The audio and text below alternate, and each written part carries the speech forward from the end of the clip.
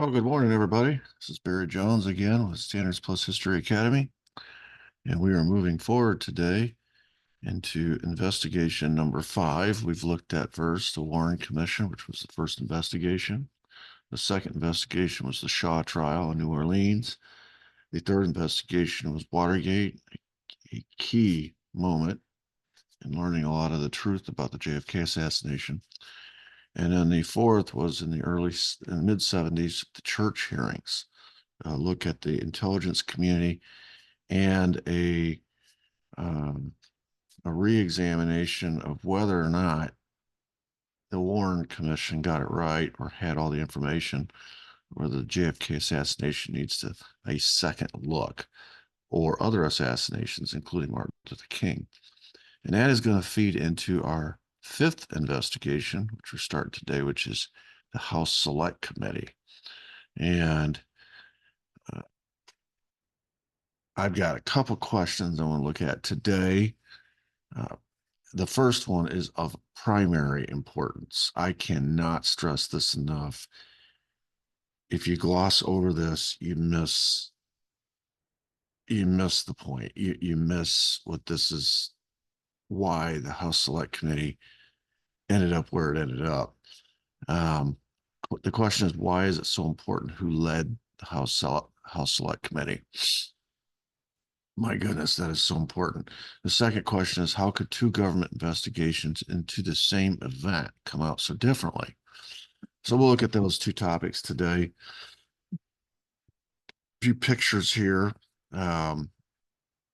Top left, that is Coretta Scott King, the widow of Martin Luther King. You're going to learn she's going to have a part to play in the House Select Committee. Top right is Thomas Downing.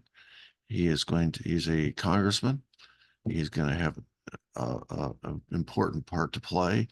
Bottom left is Fontroy, Congressman Fontroy, and bottom right is Congressman Gonzalez. So we have three congressmen in this montage of photos, and Coretta Scott King. All four of these people are going to have important parts to play in the formation of this committee. And we're going to see right off the bat a power struggle right after the committee is launched as to who's going to lead this thing. Like I said, I cannot stress this enough how important this is, because if you remember back to the Warren Commission, the way that you rig the Warren Commission is you put certain people in charge who can protect the narrative. You've got Edgar Hoover of the FBI, who has already said within minutes of the assassination and written a memo within a day of the assassination that he believed Lee Harvey Oswald acted alone. He's the guy feeding all the information, the evidence, to the Warren Commission. So he's going to feed the evidence that supports the narrative that he has already verbalized and memorialized on paper. Furthermore, it's not just him. It was the Assistant Attorney General who also said Lee Harvey Oswald acted alone. The public must be convinced he doesn't have Confederates at large, and that he would have been convicted at trial. So you have the top of the Justice Department, the Attorney General's office, and the FBI director who have already decided how this is going to be decided.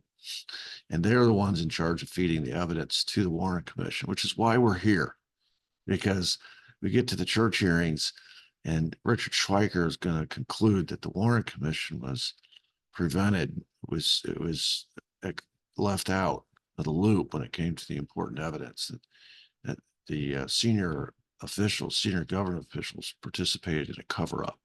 That's his conclusion. That's why we're going to be in a second government investigation. Furthermore, they put Alan Dulles on the committee to make sure that the CIA was always covered. So in light of that, they had the Warren Commission rigged from the outset by who was in charge of it. As we have noted before, Chief Justice Earl Warren was not really in charge of it. He was a figurehead. So since then, we've had investigations that they really couldn't be in charge of, because they're not in charge of the New Orleans DA's office, for example. They're not in charge of the Watergate committees. They're not in charge of the church committee. And none of those were specific to the JFK assassination anyway. It's just peripheral. But because of what we learned from those 3 subsequent investigations, we now find ourselves here. This is going to be specific to the JFK assassination and the Martin Luther King assassination. So there is going to be a power struggle that emerges immediately with respect to who's going to be in charge of this committee, because if you're the CIA or the FBI, you have vested interest in making sure that the leadership of this committee protects the narrative. Again. All right. So how did we get here? Well, quick review. September of 75, under Richard Schweiker, the church subcommittee had been asked by Frank Church to investigate the performance of the intelligence agencies, FBI, CIA, concerning the assassination of JFK. And this is with respect to the Warren Commission. And the subcommittee reported that 2 things. Number 1, the CIA had withheld from the Warren Commission during its investigation of the assassination of JFK information about plots by the U.S. government against Fidel Castro of Cuba. That's all the doings of J. Edgar Hoover and specifically Allen Dulles. Number 2, the FBI had conducted a counterintelligence program, COINTELPRO, against Martin Luther King and the SCLC. These are both established facts, according to the Schweiker Committee. And as a result, they believe that both of the investigations, the one into JFK's death and the one into Martin Luther King's death, were corrupted because important evidence that the intelligence community was involved prior to their assassinations might conclude, if all the evidence was admitted, was looked at, might conclude that these same intelligence agencies were involved in their assassinations. But because of senior government officials who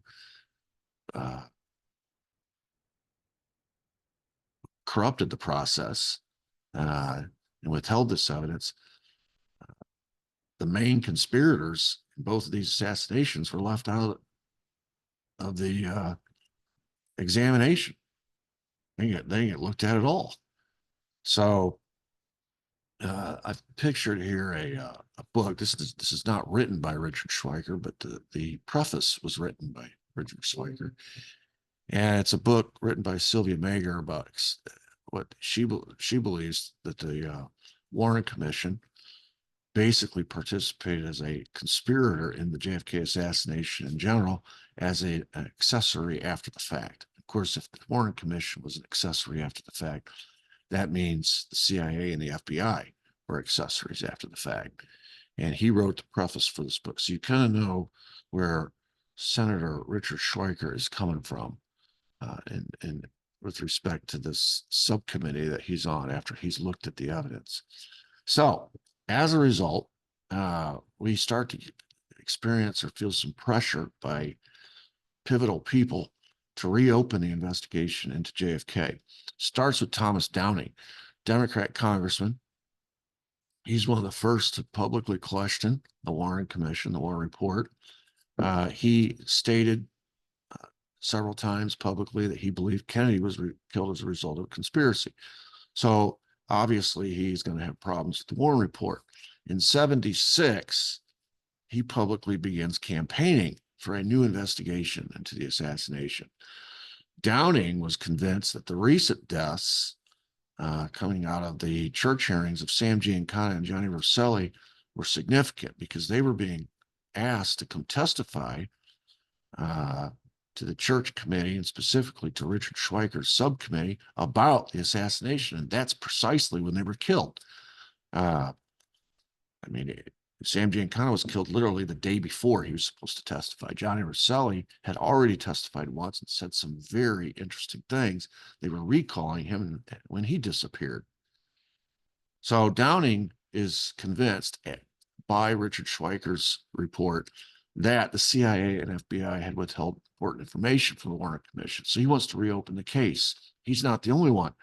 Coretta Scott King, wife of, or widow of Martin Luther King, was also calling for her husband's murder to be looked at by a Senate committee. She and the family were never satisfied with the conclusions reached by either the Memphis police by the FBI, and it was trying to go over both of their heads and get the Senate to reopen the case.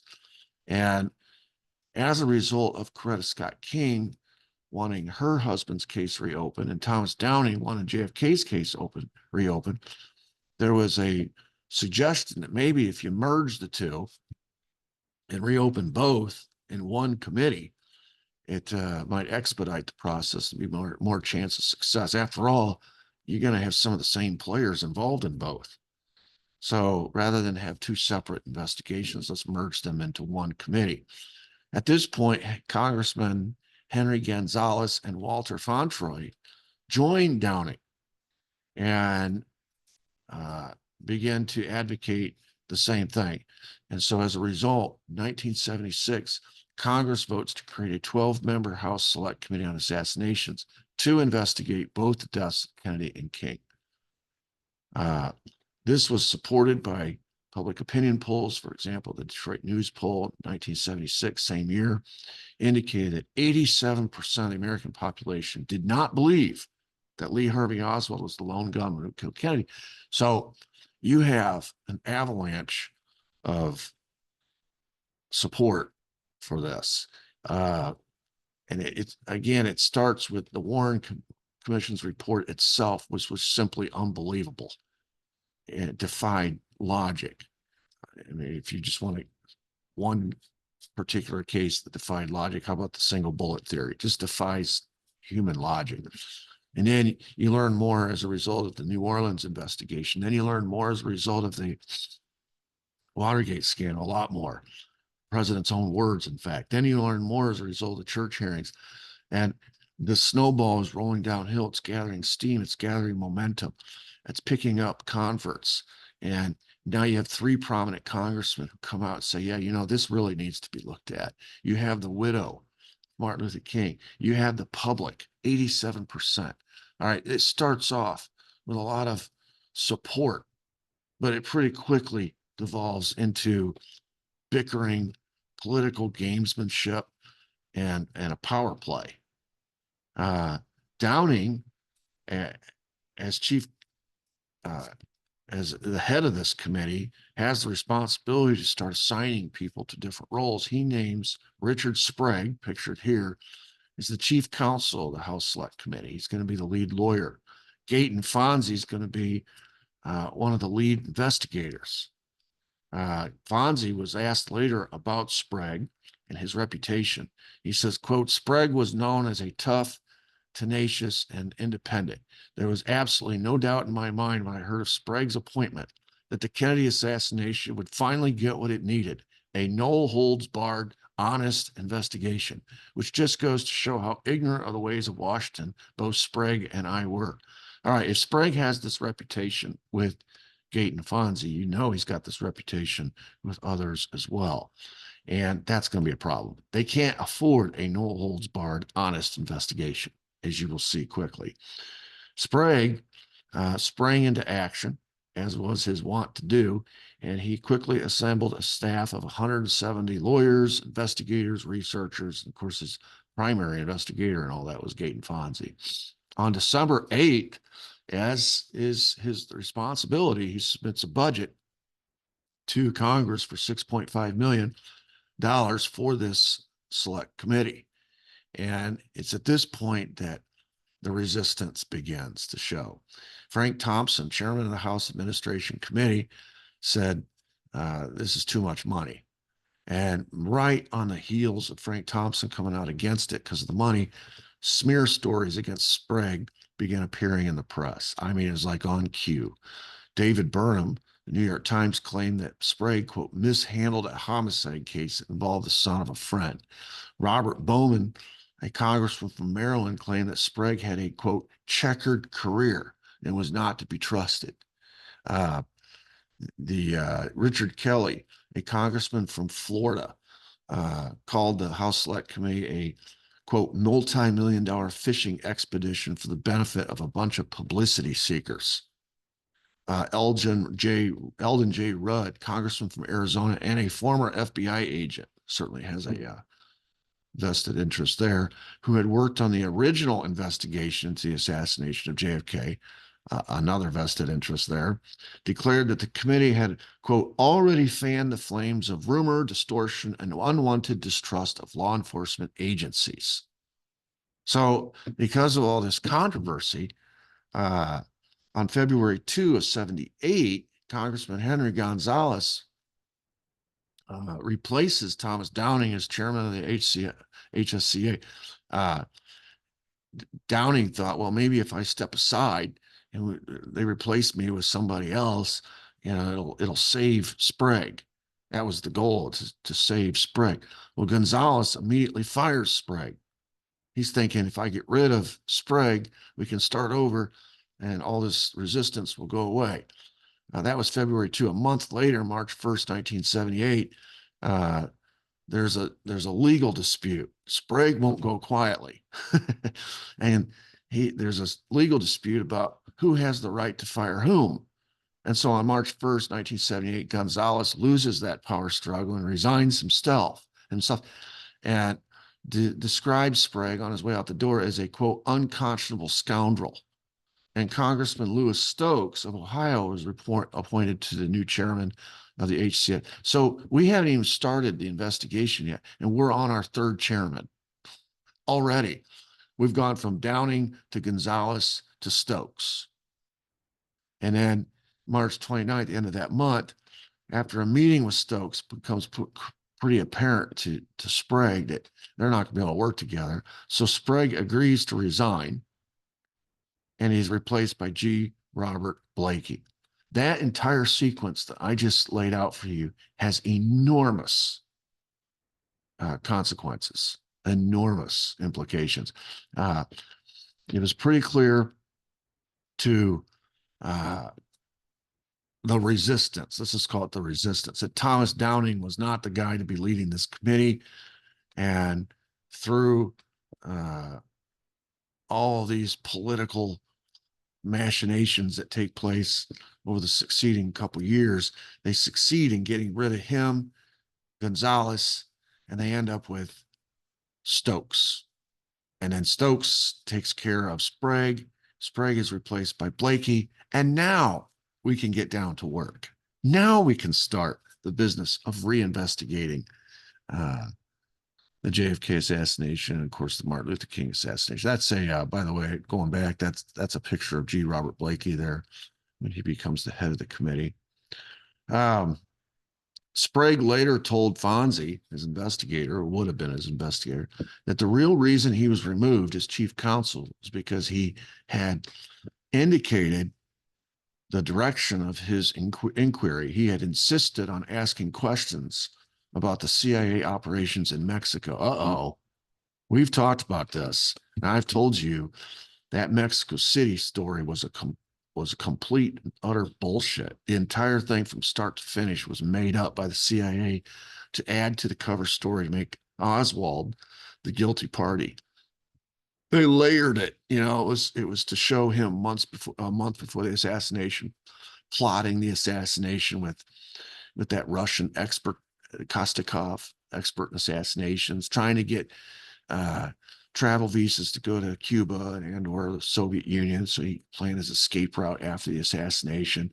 It was all contrived. It was part of the cover story to pin the assassination on Cuba, making it look like he had met with Cuban officials and he had recently tried to go to Cuba, and they had persuaded him to assassinate Kennedy on behalf of Fidel Castro. And he had met with this Russian expert on assassinations to get advice. And then he came back, assassinated the president, and now was trying to escape to Cuba afterwards.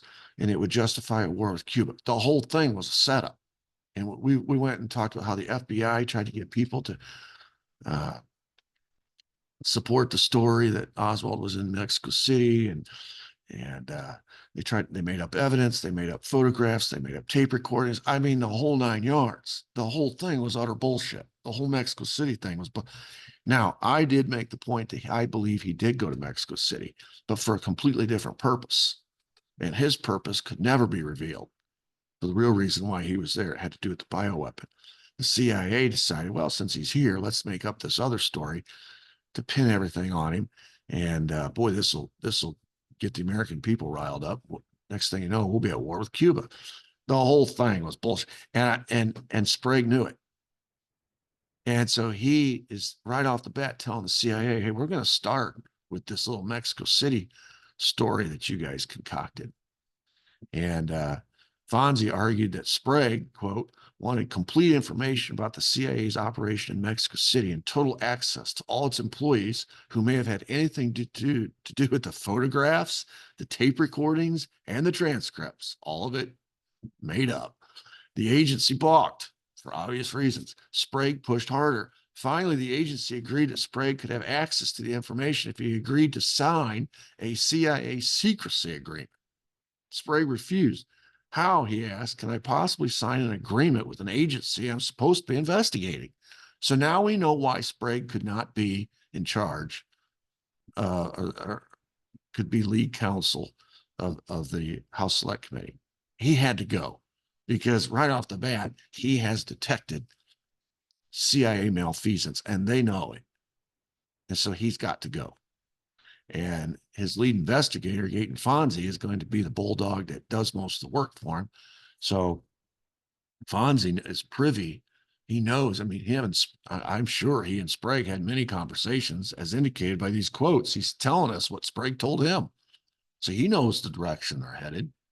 And so that answers a big question. That's our first question. Why does it matter who leads this House Select Committee? Because who leads it is going to determine what conclusion they come to and what evidence is going to be examined and who's going to be protected and who's not going to be protected. It's pretty clear right from the get-go with Downing in charge and with Sprague in charge, the CIA is going to have to sit in the hot seat and answer some questions, and they don't want to.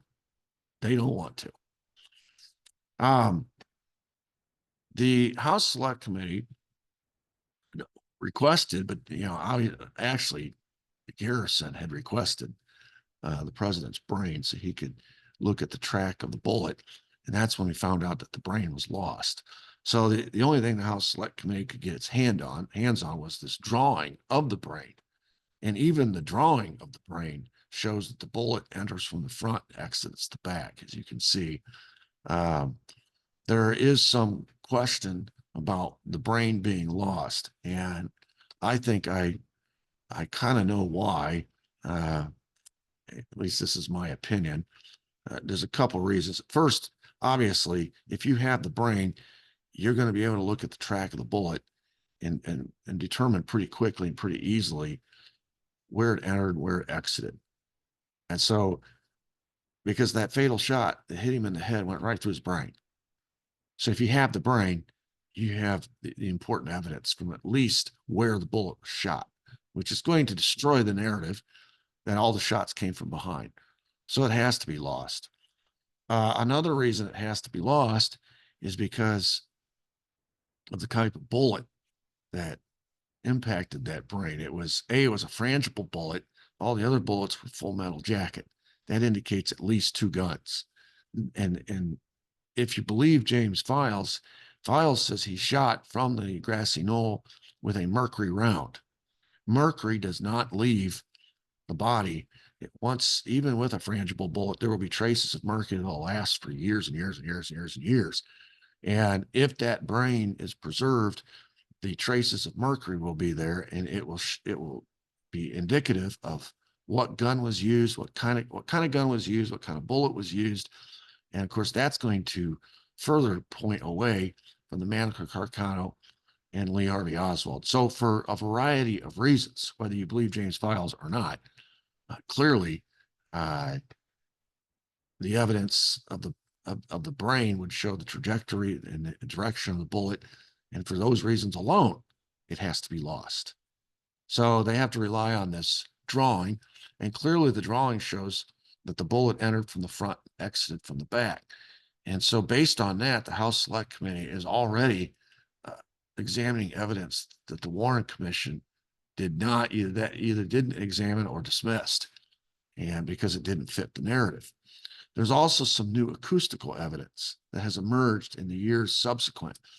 The police motorcycle, one of the police motorcycle officers had left his microphone on, not supposed to do that, but he had left his microphone on, which they wear on their lapel, and he is escorting the motorcade. And as such, someone subsequent to this assassination has listened to that microphone recording, and there are sounds on there of gunshots. And so the House Select Committee gets word of this, and so they request this evidence. It's what we call a dicta belt, and they send this off to an acoustics firm to study it. And what they want to know is how many of these sounds are shots to the best of your ability, and from what direction. Are all the shots from the same direction, or are they from different places? Can you determine that?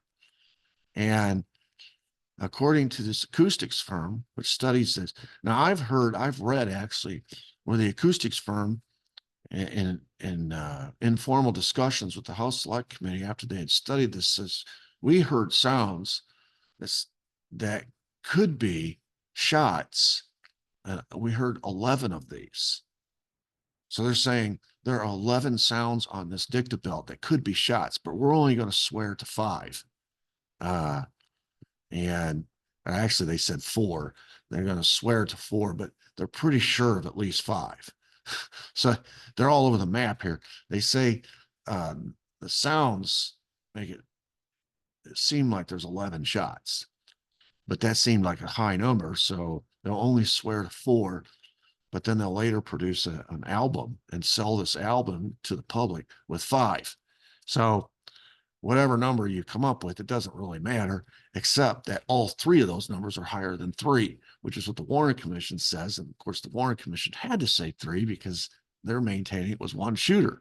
With a bolt action rifle, you only have time for 3 shots.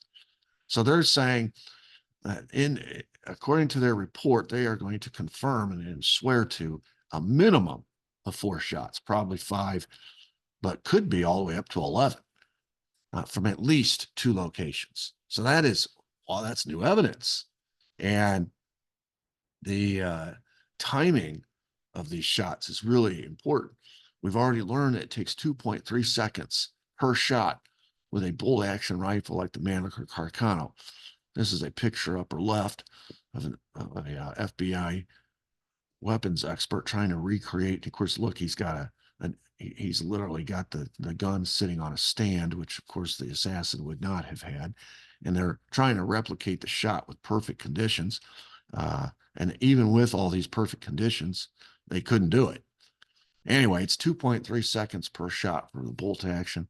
The Zapruder film had concluded 5.6 seconds total for all the shots, which is, you know, daggum near impossible, right? The dicta belt adds a couple seconds to that. It says 7.9 seconds total. But look at the timing of these shots. The first and second shot were only 1.7 seconds apart. That can't be the same gun. The second and third shots were only 1.1 seconds apart. That can't be the same gun. The fourth and fifth shots were only 0.7 seconds apart. That can't be the same gun. And they've already concluded 2 locations. So again, it can't be the same gun. This is that album I was telling you about. Let's move my head here so we can see what it says on the historic recording of the JFK assassination. Gunshots, evidence that destroyed the lone assassin theory.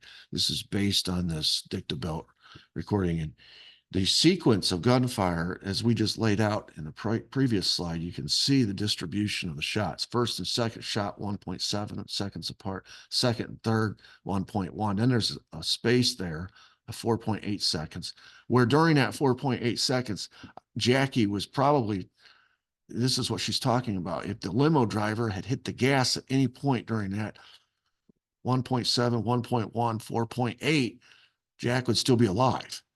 Because then they're saying the fatal shot was the 4th shot. So that would be where my cursor is right there at the end of that 4.8. And then they're saying there's another shot after that. You don't hear that too often. But anyway, they're saying this recording has 5 shots, and they're saying the 4th shot was the fatal shot. And this is why Jackie, the limo pretty much came to a stop, not a complete stop, but a rolling stop. And if the limo driver had done what he was supposed to, JFK would have lived. Those wounds were not lethal. The first 2 wounds, one to his back and one to his neck. Anyway, based on that evidence alone, the House Select Committee is able to conclude the following. As a result of this acoustic evidence, G. Robert Blakey, the new head of the committee, was able to state that there were, quote, 4 shots that were fired at the presidential limousine. The 1st, 2nd, and 4th came from the depository. The 3rd from the grassy knoll. That's based on the acoustics evidence from this acoustics firm, which has done the study. Secondly, the House Select Committee on Assassination is able to conclude that, quote, scientific acoustical evidence establishes a high probability that 2 gunmen fired at President John F. Kennedy, adding that, quote, on the basis of the evidence available to it, President John F. Kennedy was probably assassinated as a result of a conspiracy. All right, so now we're getting somewhere. However, number 3, the House Select Committee was, quote, unable to identify the other gunman or the extent of the conspiracy. A House Select Committee, however, did discover evidence to suggest that anti-Castro Cubans were involved in the assassination. For example, an undercover agent heard Nestor Castellanos tell a meeting of anti-Castro Cubans, quote, we're waiting for Kennedy on the 22nd. We're going to see him in one way or another. The committee also obtained evidence that Lee Harvey Oswald met David Ferrie in New Orleans in the summer of '63. It concluded that, quote, individuals active in anti-Castro activities had the motive, means, and opportunity to assassinate President Kennedy. Now, we've already learned that these anti-Castro people were involved, I mean, through and through with mob and with CIA efforts to assassinate Castro. They're involved in Operation 40, then they're involved in Operation Mongoose, and they're involved in the S-Force. It's all of Santos Traficante's soldiers that were recruited for all 3 of those operations. And we've already learned that in New Orleans, the Guy Bannister and David Ferrie and all those folks down there were involved in these efforts, these Operation Mongoose efforts to kill Castro. And we've already learned that David Ferrie and Lee Harvey Oswald were right smack in the middle of all that. And so the fact that the House Select Committee was able to pin the anti-Castro Cubans, which basically ropes in the mob and the CIA, now opens up a wide berth as far as who might have been behind this conspiracy, which they're saying it was. They're saying it was a conspiracy. It wasn't a lone gunman. And they're naming some names. They're indicating some groups. In other words, they are going where the Warren Commission didn't go. And that's with what we're going to learn later tomorrow, all of this interference by the CIA to prevent the CIA from being named as one of these conspirators. In spite of all of the resistance, in spite of the power struggle that took place, in spite of the fact that the original leader was weeded out, they still are going to be able to escape. The CIA is still going to be able to escape culpability in this. And that's why it matters who is in charge of this investigation. Furthermore, the House Select Committee concludes that the Warren Commission, quote, failed to investigate adequately the possibility of a conspiracy to assassinate the president. Well, no kidding. They went into it with a lone gunman conclusion.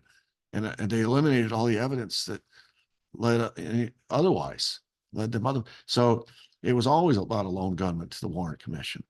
The report also was highly critical of the Secret Service. When we get to the conspirators, we're going to name the Secret Service as one of the conspirators.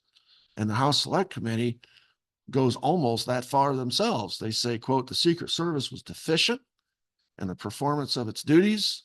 The Secret Service possessed information that was not properly analyzed, investigated, or used by the Secret Service in connection with the president's trip to Dallas. In addition, Secret Service agents in the motorcade were inadequately prepared to protect the president from a sniper. All right. They're kind of going down the path of negligence and poor performance and things of that nature. But we're going to go a little further than that in our look at the Secret Service. But the point is, the House Select Committee is opening up areas of inquiry that previously had not been opened. And they're saying outright conspiracy. They're saying 2 shooters, 2 gunmen, 2 locations. They're saying anti-Castro Cubans. They're saying, and now they're going to say mob. In document 297, the House Select Committee says, following the completion of its investigation of organized crime, the committee concluded its report that Carlos Marcelo, Santos Traficante, and James R. Hoffa each had the motive, means, and opportunity to plan and execute a conspiracy to assassinate President Kennedy. Okay, they are getting so close. It's like that game you used to play when you were a kid about how hot am I? Am I hot? Am I cold? As you wander around looking for something, they would give you hints. And the House Select Committee is getting hotter and hotter. They've named the anti-Castro Cubans. They've said that David Ferry and Lee Oswald did know each other and did have contact with each other through Operation Mongoose and other things during the summer of '63, all of which the Warren Commission denies. Now they're naming some names as far as organized crime. They're saying it was a conspiracy. Now, they haven't said the CIA was involved, but they did name the Secret Service. So you see how close they're getting to learning and producing a report that it's actually credible with the American people. Now, G. Robert Blakey and himself, who is the head of this committee, it's not a surprise that he names the mafia. That's where he made his reputation as a prosecutor. He was the guy who really kind of put together the RICO statutes that became the way to bust up the mob. And he had a long career prosecuting mafia figures. So when he is brought into this committee to be the head of it, it's because of his mafia background, because the decision has been made.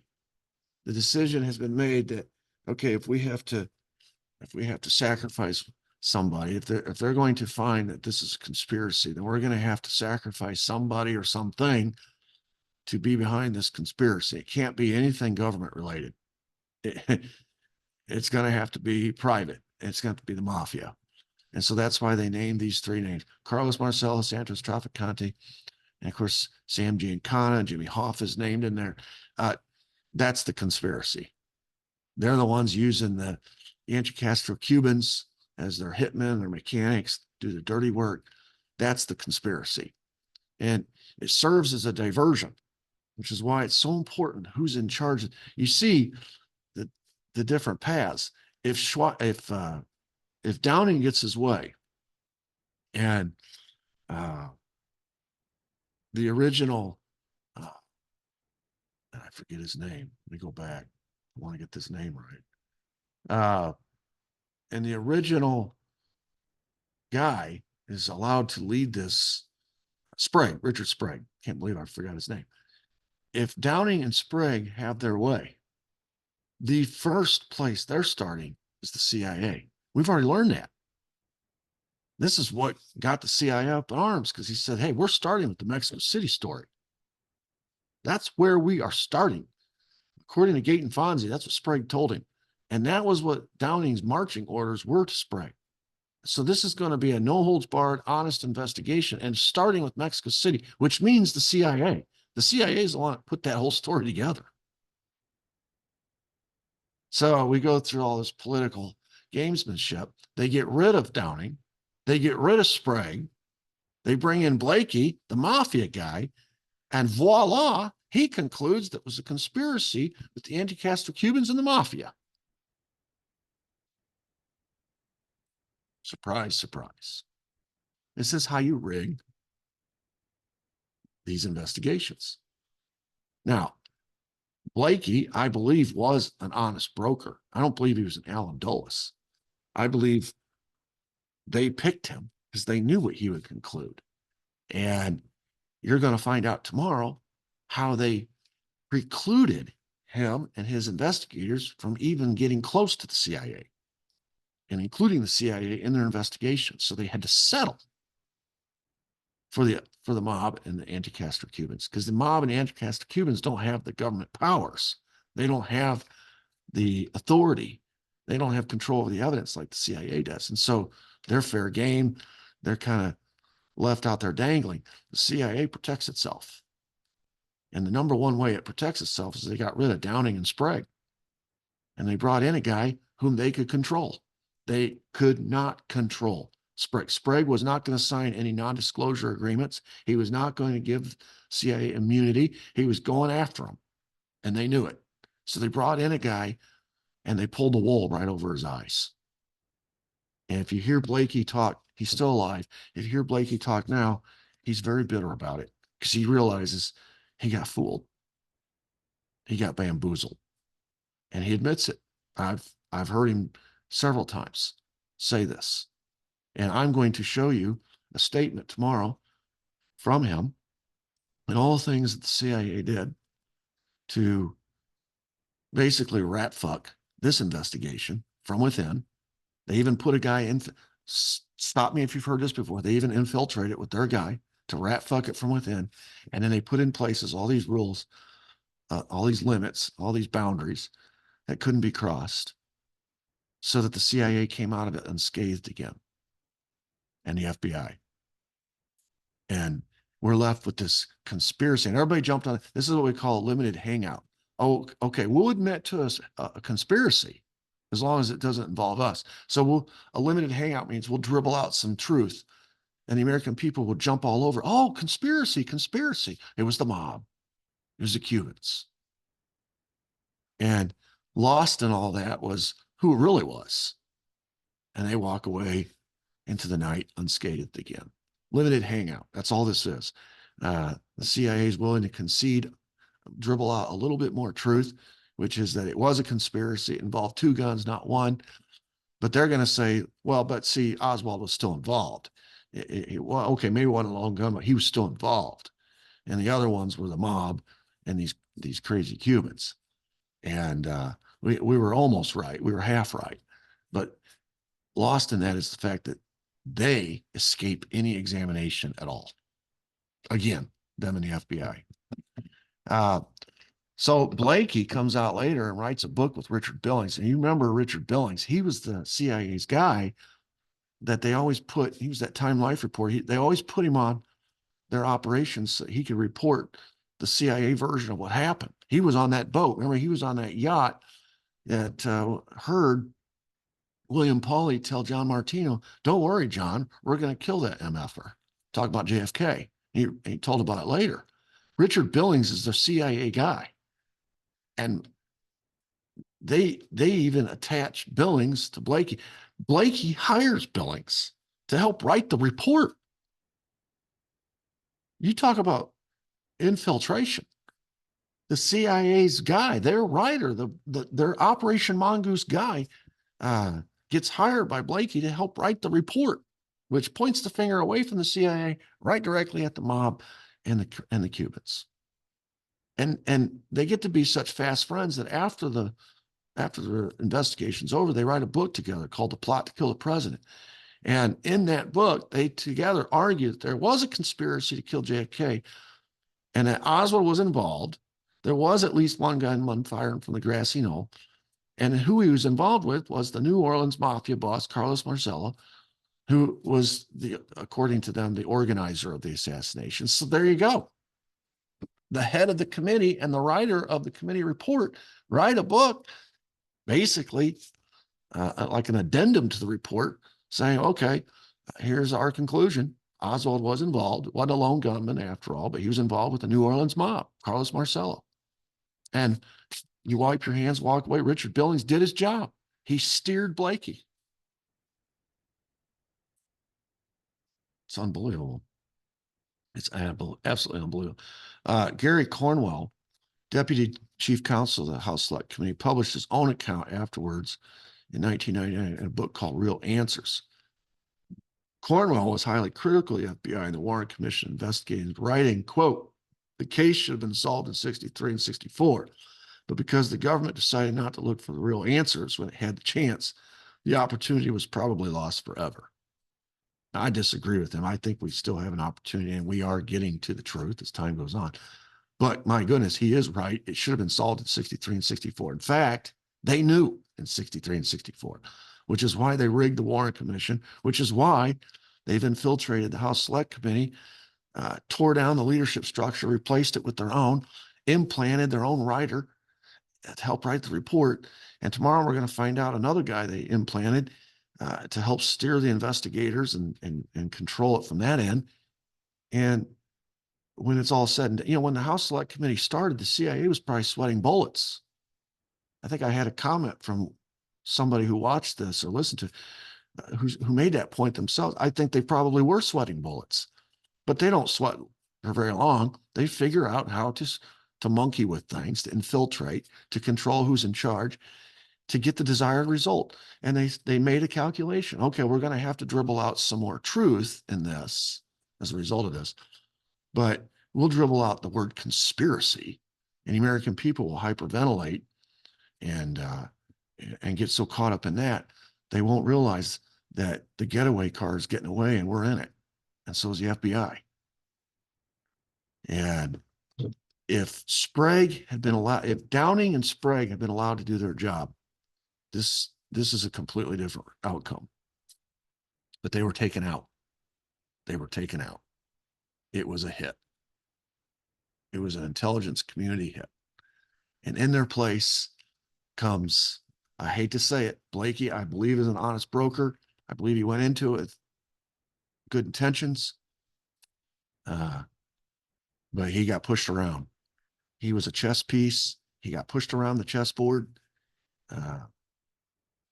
And when it was over, and he wrote a book with the same guy who helped him write the report, the same guy the CIA put there for those purposes. After a few years, and he starts learning some new evidence comes out in years subsequent, he begins to realize that he'd played the part of a dupe. And it compromised the entire investigation. So what started off with so much promise, examining all this new evidence, acoustics evidence, ballistics evidence, et cetera, fizzled.